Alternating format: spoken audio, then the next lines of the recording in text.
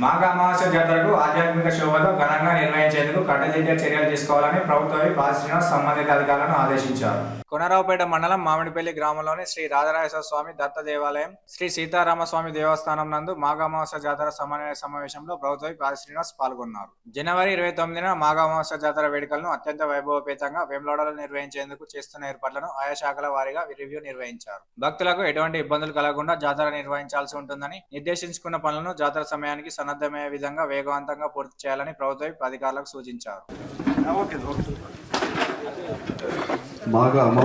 అన్ని డిపార్ట్మెంట్లతో ప్రజాప్రతినిధులతో రామ్ అన్నట్టు మొక్కుతో జరుగుతున్న పెళ్లి, కొన్నేమో ఇష్టపడి చేసుకుంటున్న పెళ్లి. మన సర్టిఫికేట్ ఇచ్చిన తర్వాత వీళ్ళ తల్లిదండ్రులు వాళ్ళ తల్లి వచ్చి నువ్వే చేసిన పెళ్లి ఇదే పెద్దది తీసుకుంటూ రాయండి. అది అయ్యా అది వచ్చిన తర్వాత వేసేది. ఇంకేమైనా మాట్లాడుందా? చాలు మస్తు ఆలయ యువ గారు, సిబ్బంది, గ్రామ ప్రజలు, ప్రముఖులందరికీ కూడా జై శ్రీమన్నారాయణ.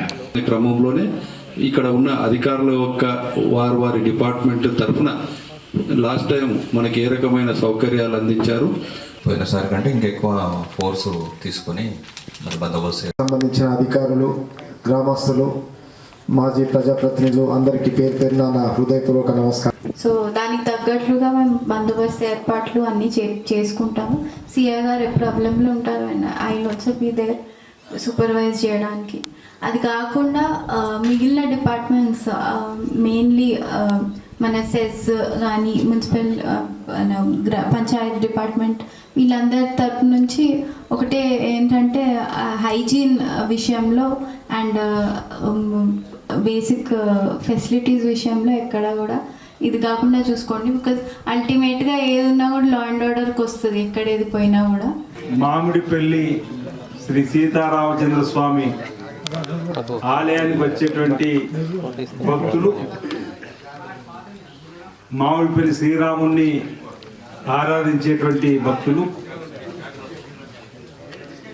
మామిడిపల్లి సీతారామచంద్ర స్వామిని ఇలవేలుపుగా భావించే వాళ్ళందరూ కూడా తప్పనిసరిగా మాఘమ అమావాస్య జాతర పరుగు సందర్భంగా వచ్చి స్వామివారిని దర్శించుకుని పోవడం ఆనవాయితీ కాబట్టి వచ్చేటువంటి భక్తులకు ఎలాంటి ఇబ్బందులు తలెత్తకుండా చూడవలసిన బాధ్యతను ఈ ప్రభుత్వం తీసుకోవాల్సినటువంటి చర్యలను తీసుకోవడానికి కోసమే ఈ సమావేశాన్ని ఏర్పాటు చేసుకున్న సందర్భం.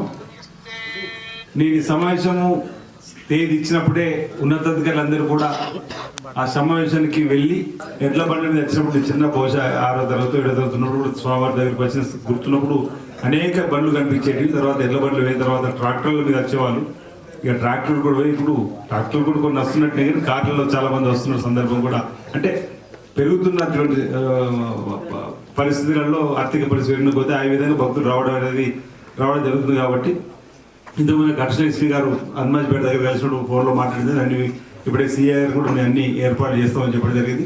దానికి సహకారం మీరు కూడా గ్రామానికి సంబంధించిన పెద్దలందరూ, కోనపేట మండలానికి సంబంధించిన పెద్దలందరూ కూడా అందించి ఆ రోజు మీరు వీళ్ళంతా ఎట్లాగూ మామిడిపేటకు సంబంధించిన పెద్దలందరూ కూడా ప్రతి మాఘ అమావాస్య జాతర సందర్భంగా మీరే వాలంటరీగా మీకు మీరుగా నిలబడుతున్నారు, చూస్తున్నా. మీకు మీరు అది ఏ ప్రభుత్వాలు ఉన్నప్పటికీ కూడా అప్పుడున్నటువంటి పాలకవర్గం, సర్పంచ్ పాలకవర్గం కానీ, ఎంపీటీసీ కానీ, జేపీటీసీ, ఎంపీ అందరూ కూడా నిలబడి గట్టిగా మరి ప్రతి మాఘ అమావాస్యను వచ్చే భక్తులకు మరి మెరుగైనటువంటి దర్శనం కల్పించడం అందరూ కూడా సఫలీకృతమే మీ సేవలు అందిస్తుంది.